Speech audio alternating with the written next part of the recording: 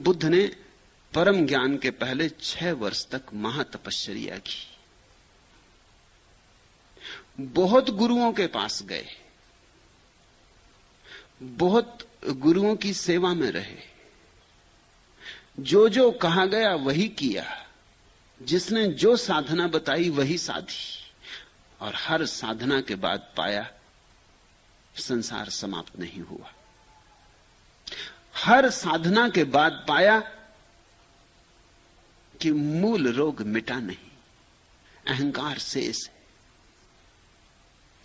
हर गुरु से उन्होंने कहा अहंकार मिटा नहीं, आपने जो किया सब मैंने किया। और उन्होंने किया इतनी निष्ठा से था कि कोई गुरु यह नहीं कह सका कि तुमने ठीक से नहीं किया इसलिए अहंकार नहीं मिटा। उनकी निष्ठा अपूर्व थी। उन्होंने जो किया समग्र भाव से किया, इसलिए कोई गुरु यह ना कह सका। नहीं तो गुरु को एक सुविधा रहती कि हम क्या करें, जो कहा वो तुमने किया नहीं इसलिए हुआ नहीं। बुद्ध से यह बात कही नहीं जा सकती थी। इसी बात के कारण दुनिया में झूठे गुरु भी चल जाते। ये बात बड़ी तरकीब की। किसी ने तुमसे कहा कि देखो ध्यान करो, लेकिन मंत्र पढ़ते वक्त बंदर का स्मरण मत करना। अब तुम बैठे ध्यान करने, बंदर का स्मरण आने वाला है। अब तुम लाख उपाय करो, जितने तुम उपाय करोगे उतना ही बंदर का स्मरण आएगा। और तुम गुरु से जाकर कहोगे क्या करूं, कुछ हो नहीं रहा। वो कहेगा मैं भी क्या करूं, शर्त पूरी नहीं कर रहे। वो बंदर का स्मरण नहीं आना चाहिए। ऐसी अस्वाभाविक शर्तें बांध रखी हैं जिनके कारण तुम कभी इस स्थिति में नहीं पहुंच सकते कि समझ लो कि जो मार्ग तुमने पकड़ा वो ठीक है या गलत है। क्योंकि कभी तुम मार्ग को पूरा ही नहीं कर पाते, तो ठीक गलत का निर्णय कैसे हो। इसलिए झूठे गुरु भी चल जाते, मिथ्या गुरु भी चल जाते। वो सदा उनके लिए एक सुविधा है, सुरक्षा है कि मैंने जो कहा वो तुमने किया नहीं। करवाने को वो इस तरह की बातें कहते हैं जो कि अमानवीय है, जो कि शायद की नहीं जा सकती, या जिन्हें करने के लिए कोई महासंकल्पवान व्यक्ति चाहिए। बुद्ध वैसे ही व्यक्ति थे, सब दांव पर लगाया था। ऐसे कुनकुने आदमी नहीं थे कि चलो मिल जाए ईश्वर तो ठीक है, जीवन जाए तो ठीक, मगर ईश्वर को मिलना, सत्य को मिलना, सब खो जाए उसके लिए राजी थे। जुआरी थे, छत्री थे, दांव पे लगाना जानते थे। कोई दुकानदार नहीं थे। कुछ ऐसा थोड़ा बहुत करने से, घंटी बजाने से, राम राम जपने से मिल जाएगा, ऐसी उनको आस्था भी नहीं थी। तो जिस गुरु ने जो कहा, बिल्कुल मूढ़तापूर्ण बातें कही, वो भी उन्होंने की। किसी ने कहा कि रोज रोज भोजन कम करते जाओ, रोज भोजन कम करते जाओ। जब एक चावल का दाना ही भोजन बचे तब ज्ञान होगा। ऐसे वो कम करते गए। 6 महीने में एक चावल का दाना ही भोजन बचा।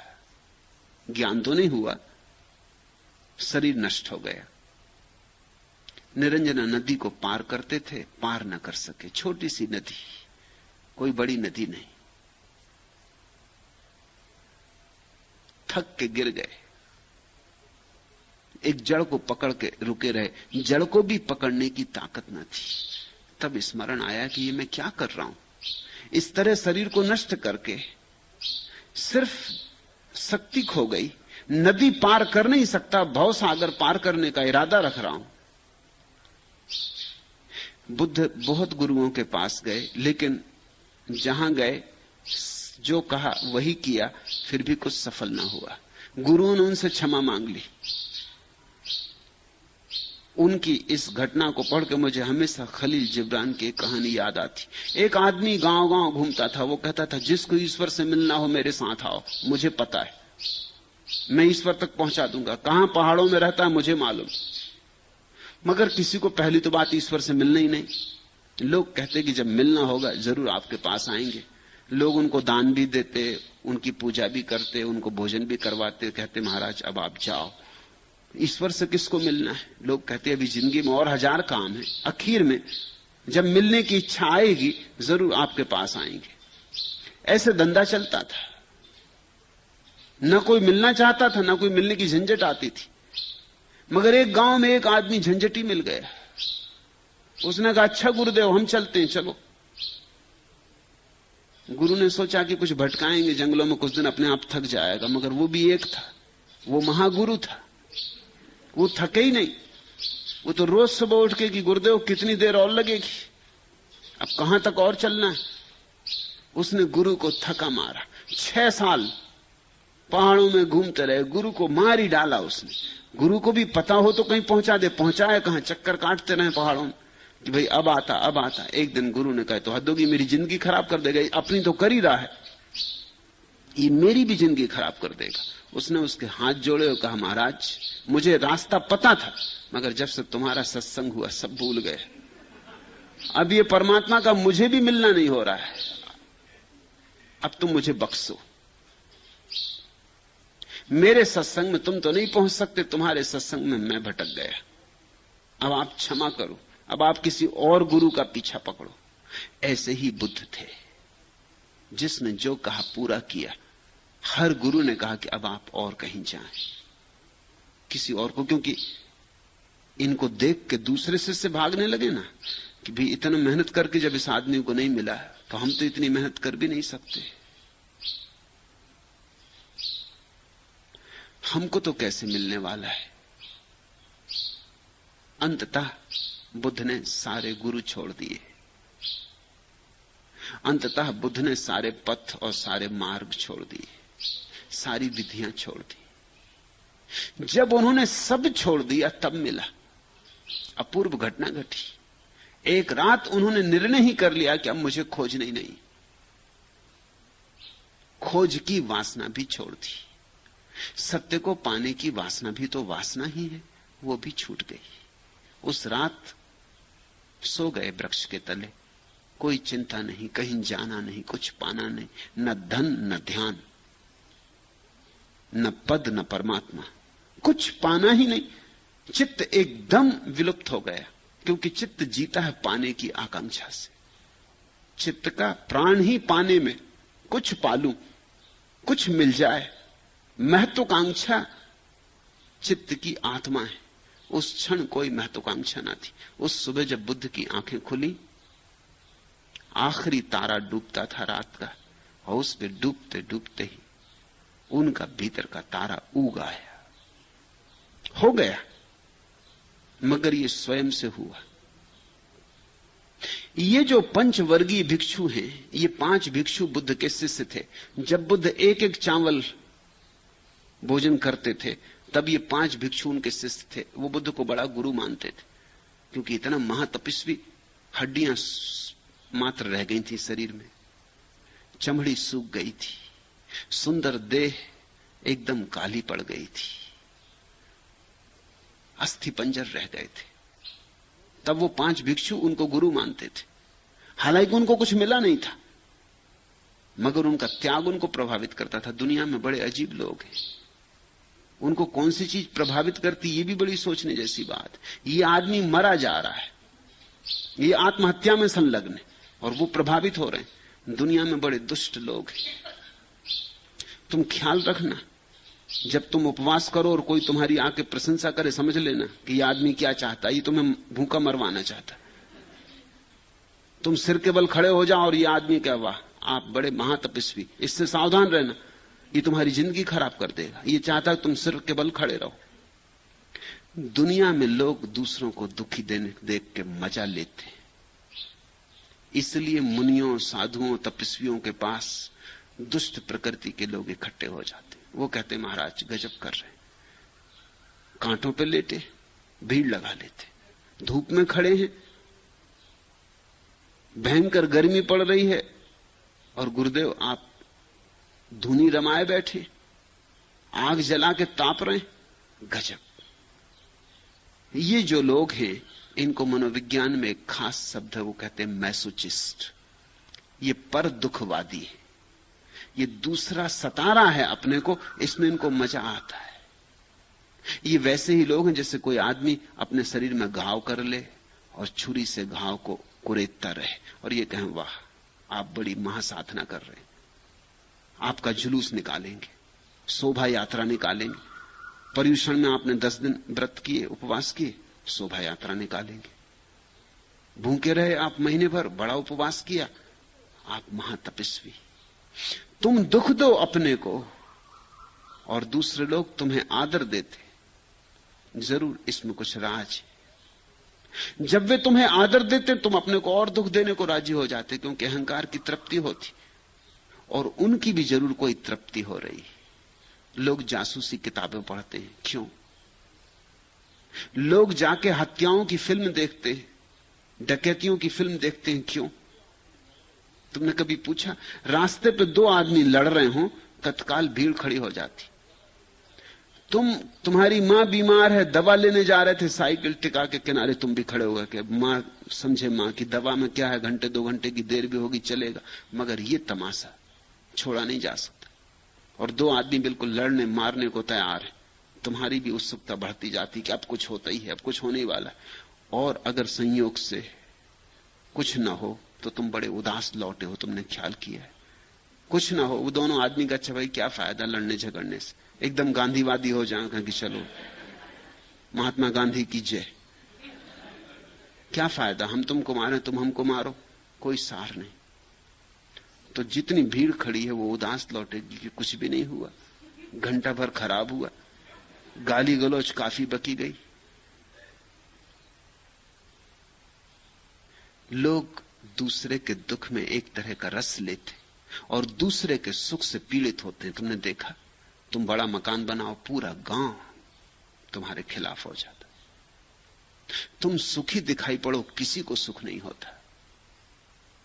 तुम स्वस्थ हो, किसी को अच्छा नहीं लगता। तुम खाते पीते मजे से जी रहे हो, तुम्हारे घर संगीत होता है, नाच होता है, सारा गांव तुम्हारे दुश्मन हो जाता है। अरे भोगी है, भ्रष्ट है, नरक जाएगा। और तुम भूखे मरो, धूप में बैठ जाओ, घाव बना लो, सारे गांव की दया और सहानुभूति तुम्हारे लिए। तुम्हारे घर में आग लग जाए तो लोग सहानुभूति प्रकट करने आते, वो कहते हैं बड़ा बुरा हो गया। और तुम्हारा घर बड़ा हो जाए और एक नई मंजिल बन जाए, कोई नहीं आता कहने कि बड़ा अच्छा हो गया। जरा सोचना, जब अच्छा होता है कोई कहने नहीं आता कि अच्छा हो गया, और जब बुरा होता है तब लोग कहने आते हैं कि भाई बहुत बुरा हो गया। मगर जब वो कहते हैं बहुत बुरा हो गया, तब उनकी आंखों में झांकना, तुम पाओगे वो रस ले रहे हैं, सहानुभूति में मजा आ रहा। तुम आज नीची हालत में हो, आज तुम पर दया करने का मौका मिला, ये मौका कभी मिला नहीं था। तुम कभी बुरी हालत में थे नहीं, आज तुम चारों खाने चित्त पड़े हो। आज कोई भी दया कर सकता, राह चलता राहगीर कह सकता है भाई बहुत बुरा हुआ, लेकिन उसके भीतर देखो कुछ मजा ले रहा है। मनुष्य का मन बड़ा जटिल है। ये 5 भिक्षु बुद्ध की सेवा में रत रहे, लेकिन जब बुद्ध ने सब उपवास छोड़ दिया, तप छोड़ दिया, इन्होंने बुद्ध को छोड़ दिया। इन्होंने कहा ये भ्रष्ट हो गया, गौतम भ्रष्ट हो गया, अब ये काम का नहीं रहा, ये पतित हो गया। जब तक ये गौतम अपने को सता रहा था, महातपस्वी था, जिस दिन बुद्ध ने ये सब व्यर्थ मूढ़ता छोड़ दी, ये आत्महिंसा छोड़ दी, ये आत्मघात छोड़ दिया, उसी दिन 5 भिक्षुओं ने उनको छोड़ दिया। उन्होंने कहा अब हमारे काम के ना रहे, अब हम कोई दूसरा गुरु खोजेंगे। वो उन्हें छोड़ के चले गए। उसी रात बुद्ध को ज्ञान हुआ। जिस सांझ को 5 भिक्षु छोड़ के चले गए, उस रात बुद्ध को ज्ञान हुआ। दूसरे दिन सुबह बुद्ध को पहली याद यही आई कि वो बेचारे 5 इतने दिन मेरे साथ रहे और आखिरी घड़ी छोड़ के चले गए। अब जबकि मेरे पास देने को कुछ था, लेने वाले नहीं, और जब मेरे पास देने को कुछ भी नहीं था, मैं खुद ही मूढ़ता और अंधकार से भरा था, तब वो मेरे पीछे लगे रहे। ऐसी उल्टी दुनिया है। इसलिए बुद्ध उनकी खोज करते हुए निकले कि वो जहां भी गए हों उनको जाके पहला संदेश उनको दिया जाए। यद्यपि वो मुझे त्याग गए हैं, यद्यपि उन्होंने मान लिया कि मैं भ्रष्ट हो गया, लेकिन मेरे साथ बहुत दिन रहे, इतना कर्तव्य मेरा है कि पहला संदेश उन्हीं को दूं। इसलिए बुद्ध ने पहला प्रवचन उन्हीं 5 भिक्षुओं को दिया। उनका पीछा करते बुद्ध सारनाथ तक आए। जहां जहां पता चला कि वो दूसरे गांव चले गए, बुद्ध वहां गए। सारनाथ जाके उन्होंने देखा एक वृक्ष के नीचे 5 भिक्षुओं को बैठे हुए। उन 5 भिक्षुओं ने देखा बुद्ध को आते हुए, वो बोले कि भ्रष्ट गौतम आ रहा, हम इसको नमस्कार ना करें, ये नमस्कार के योग्य भी नहीं, ये बिल्कुल पतित हो गया। तो वो पीठ करके बैठ गए। बुद्ध जब उनके पास गए, जब पास जाके खड़े हो गए और बुद्ध ने कहा, एक बार मेरी तरफ तो देखो, जिसे तुम छोड़ आए थे मैं वही नहीं हूं, आज जो आया है कोई और है, एक बार मेरी तरफ देखो। और उन चारों ने, पांचों ने आंख उठा के बुद्ध की तरफ देखा। पहले एक उनके चरणों में गिरा, फिर दूसरा, फिर पांचों उनके चरणों में गिरे, क्षमा मांगने लगे कि हमें क्षमा कर दें, हमने तो सोचा कि भ्रष्ट गौतम आ रहा है, लेकिन हम देख सकते हैं कि सब रूपांतरित हो गया, ज्योति का उदय हुआ है, तुम प्रकाशित हो गए। कैसे प्रकाशित हुए, हमें राह बताओ। बुद्ध ने कहा, इसीलिए आया हूं। यह घटना सारनाथ जाते हुए रास्ते पर घटी। भगवान सर्वप्रथम ऋषिपतन मृगदाय में पंचवर्गीय भिक्षुओं को उपदेश देने के लिए उरुवेला से काशी की ओर आ रहे थे। मार्ग में उन्हें एक उपक आजीवक मिला। आजीवक एक संप्रदाय था उस समय का, जो अब विनष्ट हो गया। बुद्ध और जैन दोनों संप्रदाय आजीवक संप्रदाय से बहुत मिलते जुलते हैं, उसी की छायाएं हैं इन पर, उसी के प्रतिबिंब है, उसी की ध्वनियां हैं। आजीवक संप्रदाय का एक भिक्षु मिला, उसने बुद्ध को देखा, वो चकित हो गया, ऐसा आदमी कभी नहीं देखा था, ऐसा ज्योतिर्मय, ऐसी शुद्ध इंद्रियां, ऐसी निर्मल आंखें, ऐसी निर्मल छाया, ऐसा चारों तरफ शांति का वातावरण। उसने कहा, आबुस, तेरी इंद्रियां परिशुद्ध और बड़ी विमल हैं, तुम किस उद्देश्य से संन्यास्त हुए थे? अपना उद्देश्य मुझे भी बताओ, मैं भी खोज रहा हूं। कौन तुम्हारे गुरु, कौन तुम्हारे शास्ता, मैं भी खोज रहा हूं। मुझे अब तक ठीक गुरु नहीं मिला, ठीक मार्ग नहीं मिला। और तुम किसके धर्म को मानते हो? कौन से धर्म में तुम्हारी श्रद्धा है? किस शास्त्र पर तुम्हारा भरोसा है? तुम किन विधियों के अनुयायी हो?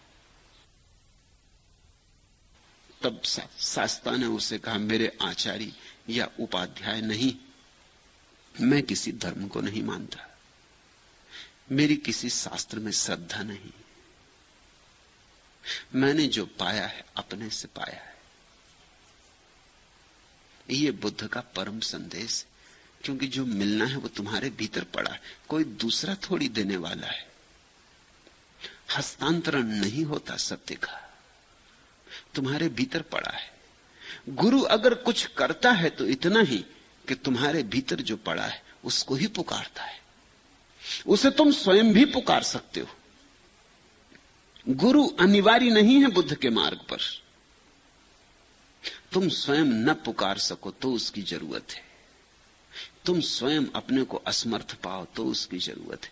अन्यथा तुम स्वयं भी पुकार सकते हो, क्योंकि खदान तुम्हारे भीतर है, तुम स्वयं भी खोज सकते हो। गुरु तुम्हें धन देगा नहीं, सिर्फ इतना ही कह देगा कि इस तरह मैंने अपने भीतर खोदा, इसी तरह तुम भी अपने भीतर खोद लो। मगर जो है तुम्हारे भीतर है, जो है तुम्हारे स्वभाव में छिपा है, जो है उसे तुम लेकर ही आए हो, वो तुम्हारा जन्म सिद्ध स्वभाव सिद्ध अधिकार है। इसलिए बुद्ध ने कहा कि मेरा कोई गुरु नहीं है, मैंने गुरुओं के द्वारा नहीं पाया, मेरा कोई आचार्य नहीं, मेरा कोई उपाध्याय नहीं। ऐसा नहीं कि मैं गुरुओं के पास नहीं रहा, लेकिन वहां मुझे कुछ मिला नहीं, और जब मिला तब मैं किसी गुरु के पास नहीं था। और जो मैंने पाया है वो कुछ ऐसा है कि अब मैं तुमसे कह सकता हूं कि उसे किसी और के पास लेने जाने की जरूरत नहीं, अपने भीतर ही चले जाओ तो मिल जाए। शास्त्रों में नहीं है, स्वयं में है, शब्दों और सिद्धांतों में नहीं, तुम्हारी चेतना में बसा है। तुम मंदिर हो, परमात्मा तुम्हारे भीतर बैठा है। मैं सभी को परास्त करने वाला हूं। बुद्ध ने कहा, मेरे जितने शत्रु थे वे सब गए,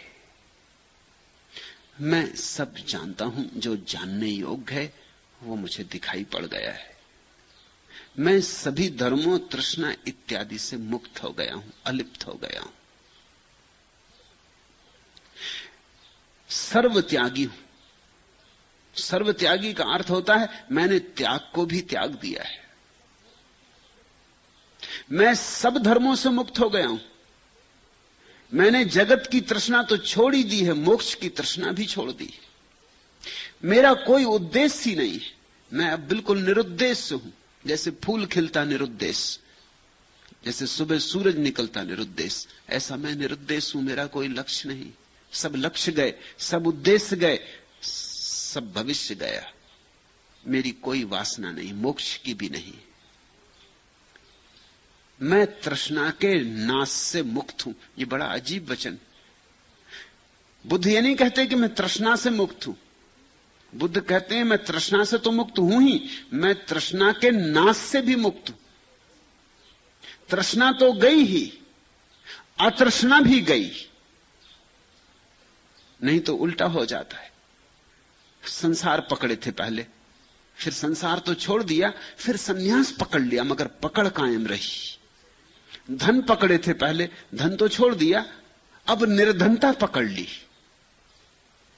मगर पकड़ जारी रही। बुद्ध कहते हैं परम त्याग तो तब है जब त्याग भी छूट जाए। परम संन्यास तो तब है जब संसार तो छूटे ही छूटे, संन्यास से भी मुक्ति हो जाए। नहीं तो वो भी पकड़ बन जाए तो कुछ फायदा ना हुआ। मुट्ठी पूरी खुल जानी चाहिए। मैं तृष्णा से मुक्त, तृष्णा के नाश से मुक्त हूं। मैं स्वयं ही विमल ज्ञान को जानकर जागा। मैं किसको गुरु कहूं?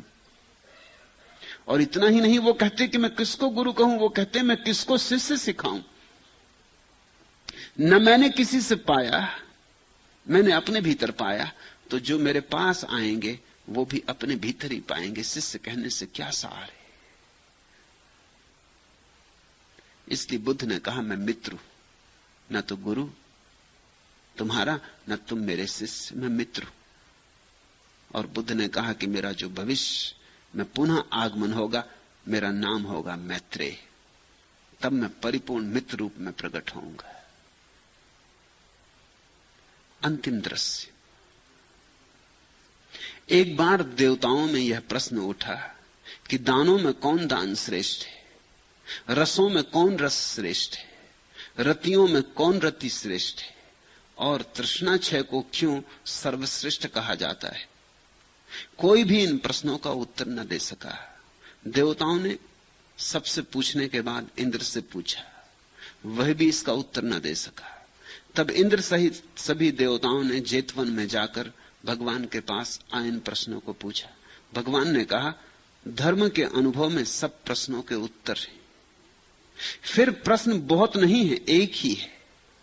सोचने मात्र से समाधान नहीं होगा, जागो, जागने में समाधान है। धर्म के अनुभव में समाधान है। सब व्याधियों के लिए एक ही औषधि है, धर्म। तब उन्होंने ये सूत्र कहा, सव्वदानम धम्म दानम जिनाति सब्बम रसम धम्म रसो जिनाति सब्बम रति धम्म रति जिनाति तणक्यो सब दुखम जिनाति। धर्म का दान सब दानों में बढ़कर है। धर्म रस सब रसों में प्रबल है। धर्म में रति सब रतियों में बढ़कर है। और तृष्णा का विनाश सारे दुखों को जीत लेता है और धर्म की उपलब्धि उससे होती, इसलिए सर्वश्रेष्ठ है। पहले इस दृश्य को हृदयंगम कर लें। एक बार देवताओं में प्रश्न उठा। देवताओं के पास कुछ और काम है भी नहीं, व्यर्थ की बकवास। देवता करेंगे भी क्या? काम तो वहां कुछ बचता नहीं, काम तो समाप्त हो गया। कल्प वृक्षों के नीचे बैठकर सभी इच्छाएं पूरी हो जाती। देवता सुख ही सुख में जीते। जीवन का बाहर का व्यवसाय तो बंद हो जाता है।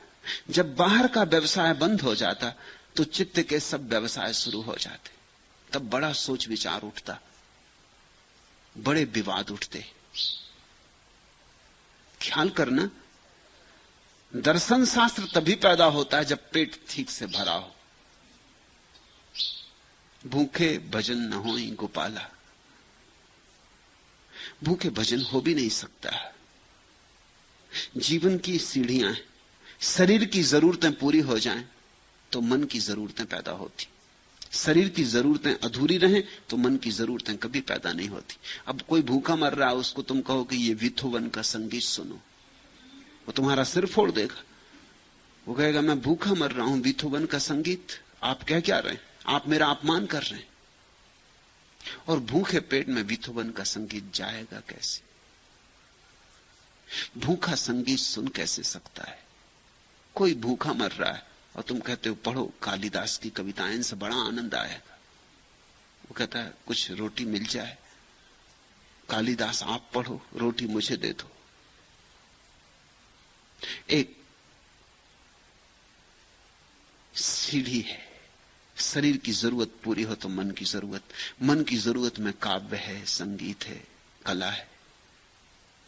फिर मन की जरूरतें पूरी हो जाएं तो आत्मा की जरूरतें पैदा होती। जिसने अभी संगीत नहीं सुना और जिसने काव्य का रसास्वादन नहीं किया, वो धर्म के जगत में प्रवेश न कर सकेगा। और जिसने अभी दर्शन शास्त्र के ऊहापोह में नहीं उलझन ली, नहीं डोला, वो भी धर्म में प्रवेश नहीं कर सकेगा। धर्म आखिरी जरूरत है, धर्म अंतिम है, वो आत्मा की जरूरत है। इसलिए जब कोई देश समृद्ध होता है तो धार्मिक होता है, जब कोई देश गरीब हो जाता है अधार्मिक हो जाता है। इसलिए भारत जैसे देश की अभी धार्मिक होने की संभावना नहीं। अभी भारत के कम्युनिस्ट होने की संभावना है, धार्मिक होने की संभावना नहीं।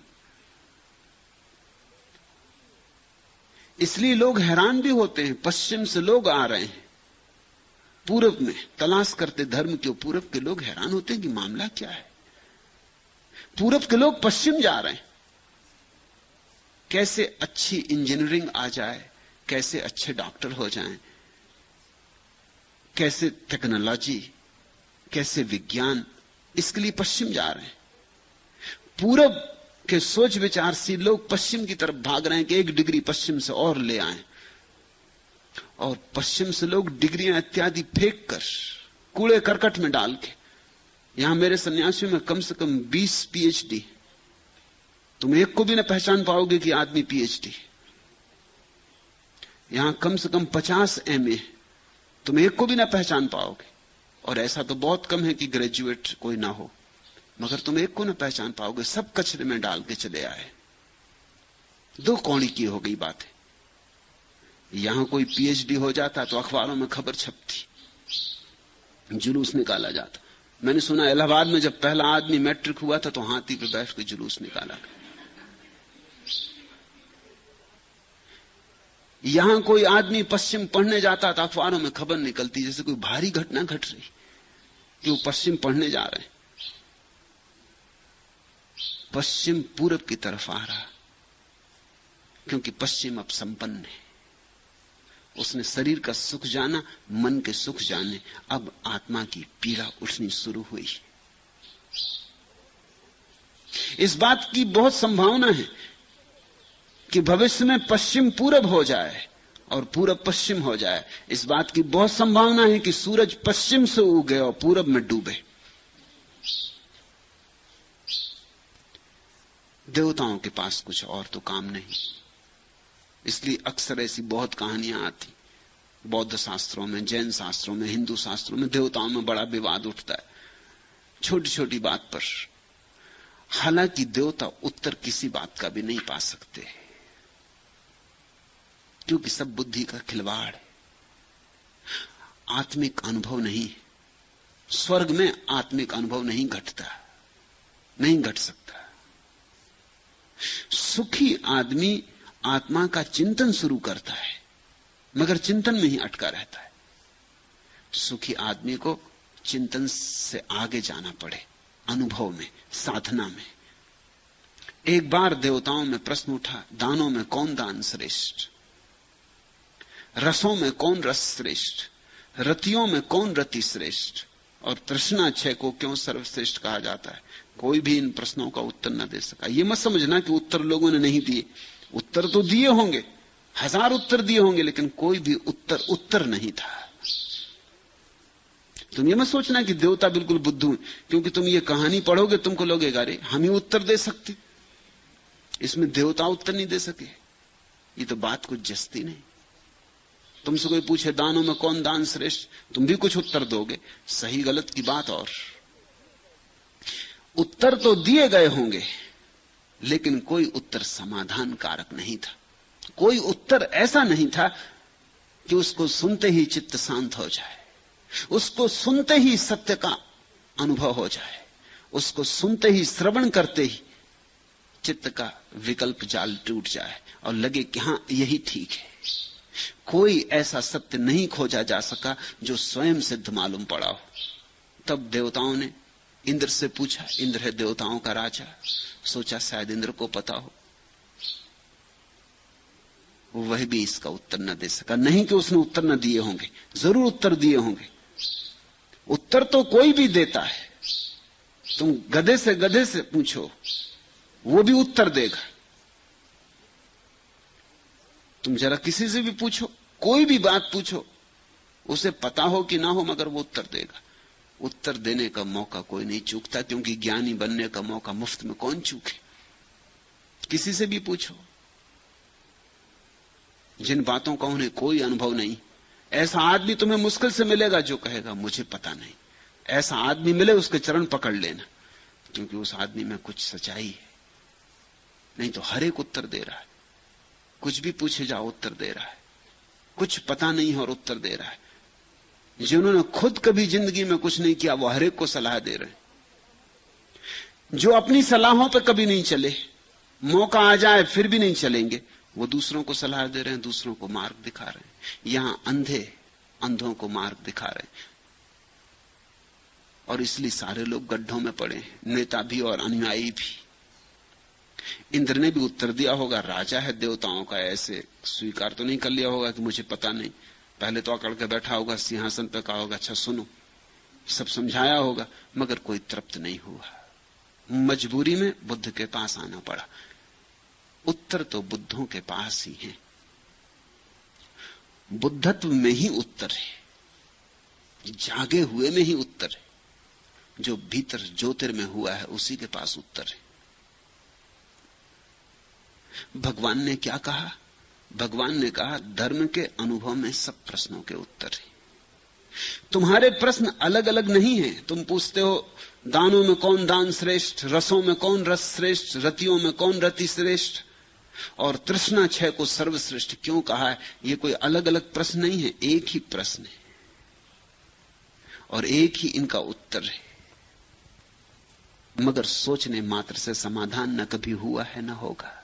जानने से समाधान होता है, दर्शन से समाधान होता है, अनुभव से समाधान होता है। सब व्याधियों की एक ही औषधि है। बुद्ध ने कहा जागो, मेरे जैसे हो जाओ, जैसे मैं जागा ऐसे तुम जागो। जागते ही सारे प्रश्नों का उत्तर मिल जाएगा। और क्या उत्तर है इन प्रश्नों के? तो बुद्ध ने कहा धर्म का दान सब दानों से बढ़कर है। धन देने से क्या होगा? धन से तुम्हें ही कुछ नहीं मिला तो दूसरे को देने से क्या होगा? धन देने का मतलब ही यह है कि तुमने तो पाया कि कचरा है, अब तुम दूसरे पे टाल रहे हो। धर्म के दान से, धर्मदान क्या? पहले तो धर्म को पाओगे तभी तो दान कर सकोगे ना। जो तुम्हारे पास नहीं उसका दान कैसे करोगे? धन हो तो धन का दान कर सकते हो, धर्म हो तो धर्म का दान कर सकते हो। धर्म भीतर का धन है, धर्म आत्मधन है। पहले धर्म को पालो, फिर उसे बांटो, फिर जो भी धर्म के लिए प्यासा दिखे उसमें उंडेल दो। तुम जागो और दूसरों को जगाओ। धर्म का दान सब दानों में श्रेष्ठ, और धर्म रस सब रसों में प्रबल है। संगीत में थोड़ा सा रस है। क्यों?